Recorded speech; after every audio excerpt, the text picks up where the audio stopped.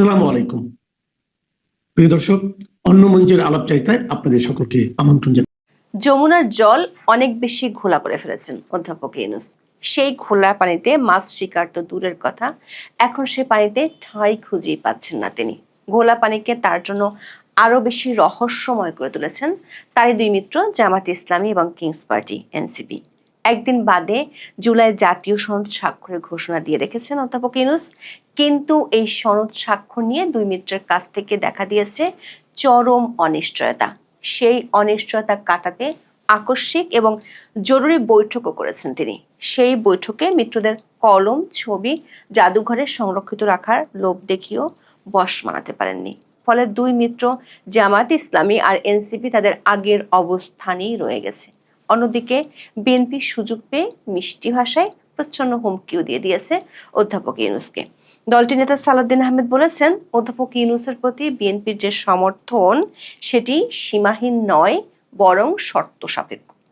আবার সেনাবাহিনীর সাথে অধ্যাপক ইউনূসের সম্পর্কের দূরত্বের কথাও সালাউদ্দিন আহমেদ প্রথমবারের মতো প্রকাশ্যে এনেছেন সচিবালয়ে দলীয়করণের কারণে রাজত্ব কায়েমের কথা। সূত্রগুলো বলছে, রাজনৈতিক দলগুলোর সঙ্গে জাতীয় ঐকমত্য কমিশনের অতি জরুরি বৈঠক, যেটি অধ্যাপক ইউনূসের উপস্থিতিতে হলো, সে বৈঠকে চূড়ান্ত কোনো সিদ্ধান্ত হয়নি। ছোট সংস্কার, বড় সংস্কার আর মৌলিক সংস্কারের নাটক শেষে তীরে এসে তরি ডুবালেন অধ্যাপক ইউনূস। শুধু জামাত ইসলামী ও এনসিপি নয়, 5টি ইসলামিক ও 5টি বামপন্থী দল এখনো পর্যন্ত জুলাই সনদে স্বাক্ষর না করার সিদ্ধান্ত নিয়েছে। শুক্রবার বিকেল 4টার আগে নাটকীয় কিছু না হলে অধ্যাপক ইউনূসের অবস্থা হতে পারে যমুনার কুলহারা মাঝির মতো। ফলে নির্বাচন কমিশনের নিবন্ধিত 52টি দলের মধ্যে 60% দলকে বাইরে রেখে জাতীয় ঐকমত্যের নামে যে তামাশা তৈরি করেছিল, সেটির শেষ দৃশ্য একেবারেই সন্নিকটে। বিস্তারিত জানতে চলুন যাওয়া যাক বিশ্লেষণে।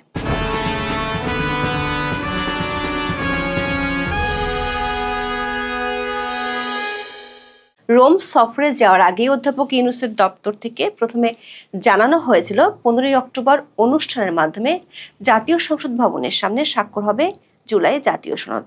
এরপর সেটি দুদিন পেছানো হয়, জানানো হয় 15 নয় 17ই অক্টোবর স্বাক্ষর হবে। 14ই অক্টোবর রাতে সংবাদ মাধ্যমগুলোর খবরে বলা হয়, জুলাই সনদের চূড়ান্ত খসড়া রাজনৈতিক দলগুলোর কাছে পাঠানো হয়েছে। তবে চূড়ান্ত জুলাই সনদে বাস্তবায়ন পদ্ধতি নিয়ে ওই খসড়ায় কিছু বলা নেই। অথচ 2 দফা আলী রিয়াজের কমিশনের মেয়াদ বাড়ানো হয়েছিল এই বিষয়টি সুরাহা করার জন্য। সবশেষ 1 মাস 6 বিশেষজ্ঞের সাথে কয়েক দফা বৈঠক করে গণভোট, সংবিধান আদেশ, সংবিধানের 106 অনুচ্ছেদ অনুযায়ী উচ্চ আদালতের কাছে মত চাওয়া, এমন নানা কিছু আলোচনায় এনেছিল ঐকমত্য কমিশন। শেষ পর্যন্ত ধরি মাছ না ছুঁই পানি নীতিতে চলে গেল কমিশন। অথচ গণভোট হবে সে বিষয়ে রাজনৈতিক দলগুলোর ঐকমত্য হয়েছিল, বিরোধ ছিল কবে হবে, জাতীয় সংসদ নির্বাচনের আগে নাকি ভোটের দিন। বিডি নিউজ 24 এর খবরে বলা হয়েছে, সংস্কার প্রশ্নে রাজনৈতিক দলগুলোর সংলাপে নেওয়া সিদ্ধান্ত যাতে পরবর্তী সরকারের সময় বাস্তবায়ন করা হয় তা নিশ্চিত করতে জাতীয় জুলাই সনদ 2025 পূর্ণাঙ্গভাবে সংবিধানের তফসিলে সংযুক্ত করার বিষয়টি অঙ্গীকারনামায় রেখে চূড়ান্ত করা হয়েছে এই রাজনৈতিক সমঝোতার দলিল।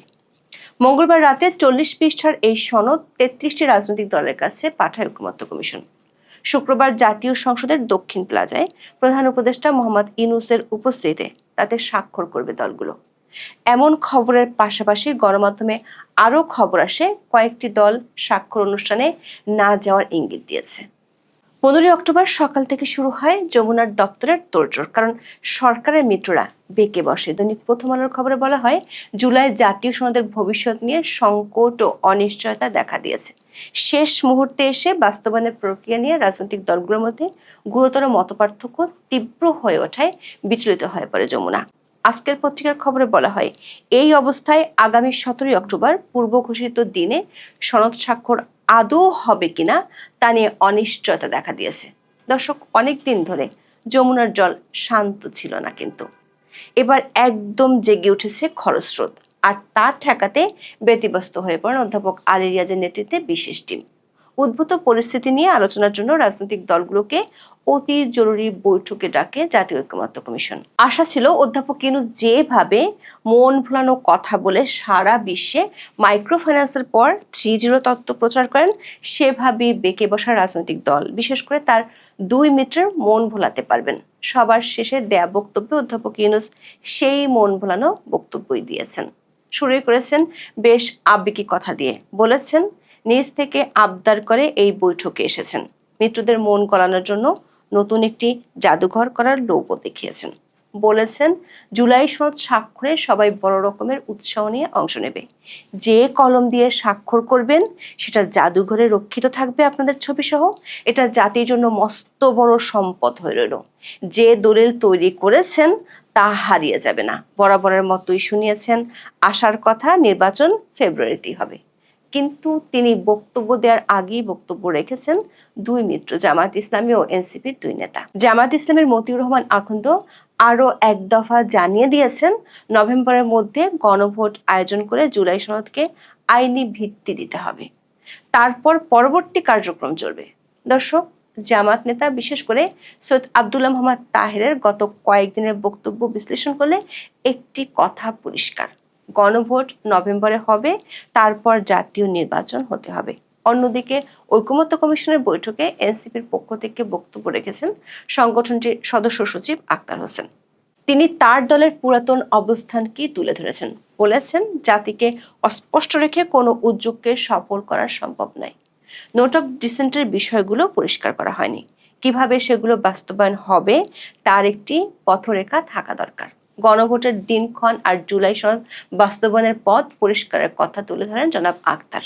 রাজনৈতিক নেতাদের মধ্যে সবশেষ বক্তব্য দেন বিএনপি নেতা সালাউদ্দিন আহমেদ। দর্শক, জনাব সালাউদ্দিন আহমেদ প্রথমবারের মতো এমন একটি বিষয় প্রকাশ্যে আনেন যেটি অধ্যাপক ইউনূসের জন্য সাম্প্রতিক সময়ে বেশ বিব্রতকর। সেটি হলো প্রতিরক্ষা বাহিনীর সাথে অধ্যাপক ইউনূসের দূরত্ব।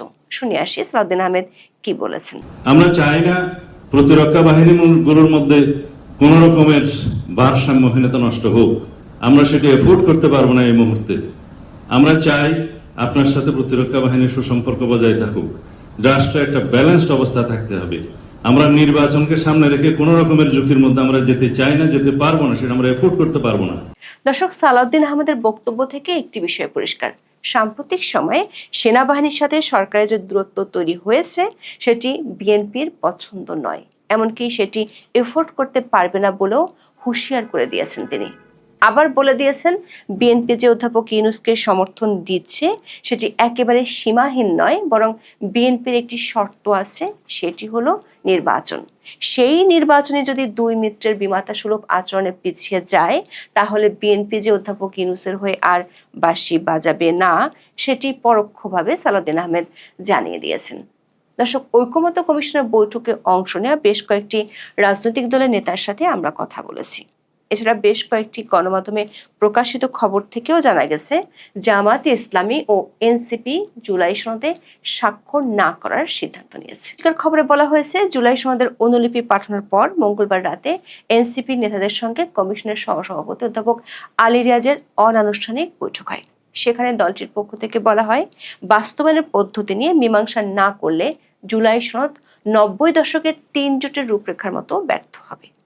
সংবিধান আদেশ জারির মাধ্যমে সংস্কার প্রক্রিয়া এগোনো না হলে এনসিপি সনদে সই করবে না বলে ওই বৈঠকে জানিয়ে দেওয়া হয়। জামায়াত ইসলামের দলীয় সিদ্ধান্ত হলো সনদ বাস্তবায়নের সুপারিশ না দেখে স্বাক্ষর করবে না দলটি। ইসলামী আন্দোলন সহ 5টি ইসলামপন্থী দল ও জামাতের অবস্থান সমর্থন করবে। জুলাই সনদের চূড়ান্ত ভাষ্যে নোট অফ ডিসেন্ট বা আপত্তির বিষয়গুলো উল্লেখ থাকায় স্বাক্ষর করবে না বাংলাদেশ জাসদ, সিপিবি, বাসদ ও বাসদ মার্ক্সবাদী। এদিকে গণতন্ত্র মঞ্চের একাধিক দলও স্বাক্ষর না করার পক্ষে বলে জানা গেছে। স্বাক্ষর না করার বিষয়ে ভাবছে গণফোরামও। রাষ্ট্র সংস্কার আন্দোলনের সভাপতি হাসনাত কায়ুম ফেসবুকে স্ট্যাটাস দিয়ে বলেছেন জাতীয় ঐকমত্য কমিশন তীরে এসে তরি ডুবালো। তিনি বলেছেন জাতীয় সনদ বলে যে দলিলটি সাড়ম্বরে স্বাক্ষর করার দিন তারিখ ঠিক করা হচ্ছে, কার্যত এটি 3 জোটের রূপরেখার চাইতেও দুর্বল একটি দলিল। সবশেষ প্রধানত 3টি রাজনৈতিক দল এবং বিশেষজ্ঞদের সাথে বসে এখন যে দলিল প্রস্তাব করেছে তা এক কথায় তীরে এসে তরি ডুবানোর সমর্থক হয়ে গেছে। হাসনাত কায়েম লিখেছেন, এতে সায় দেওয়া যায় না, এত সহজে সবকিছু ধ্বংস করে ফেলার অধিকার কোনো দল কিংবা গ্রুপ কিংবা কোনো প্রতিষ্ঠানকে দেওয়া হবে না। দর্শক, অধ্যাপক ইউনূস নিজেই তার বক্তব্যে বলেছেন, এই যে সংস্কার খেলা, সেটি অনেকেই বলছেন তামাশা। আমি যতজনের কাছে বলি কেন এসে তামাশা লাগাই রাখছেন আপনি। সে তামাশার একটি চিত্র তুলে ধরা যেতে পারে। বর্তমানে নির্বাচন কমিশনে নিবন্ধিত রাজনৈতিক দলের সংখ্যা 52টি। এর মধ্যে আওয়ামী লীগের নিবন্ধন স্থগিত আছে। জুলাই সনদ ইস্যুতে ঐকমত্য কমিশনের কয়েক ধাপের সংলাপে অন্তত 33টি দল ও সমমনা জোট অংশ নেয়। এর মধ্যে মাত্র 21টি রাজনৈতিক দল নির্বাচন কমিশনে নিবন্ধিত। ফলে নির্বাচন কমিশনে নিবন্ধিত বাকি 30টি দলকে এই প্রক্রিয়ায় যুক্ত করা হয়নি। অর্থাৎ দেশের নিবন্ধিত রাজনৈতিক দলগুলোর মধ্যে মাত্র 40%কে নিয়ে অধ্যাপক ইউনূস জাতীয় ঐক্যের তামাশা করে গেছেন গত 1 বছর। 60% দলকে তিনি রেখেছেন বাইরে। বিশ্লেষকরা বরাবরই বলেছেন, রাষ্ট্রীয় কাঠামোর মৌলিক সংস্কার মতো গুরুত্বপূর্ণ একটি উদ্যোগে বেশিরভাগ নিবন্ধিত দলের অনুপস্থিতি ভবিষ্যতের ঐক্যের জন্য বড় চ্যালেঞ্জ তৈরি করতে পারে। নিবন্ধিত হয়েও কোন যুক্তিতে এবং কোন মানদণ্ডের ভিত্তিতে এসব রাজনৈতিক দলকে সংলাপে অন্তর্ভুক্ত করা হয়নি, সেই প্রশ্ন কিন্তু রয়ে গেছে। ফলে অধ্যাপক ইউনূসের মুখনিসৃত তামাশা আদতে একটি তামাশা হয়ে থাকছে কিনা সেটি নির্ভর করছে ঐকমত্য কমিশনে অংশ নেওয়া রাজনৈতিক দলগুলোর সিদ্ধান্তের উপর। এখন এ পর্যন্ত। সবাই ভালো থাকুন, সুস্থ থাকুন, নিরাপদে থাকুন। দেখা হবে আগামী পর্বে।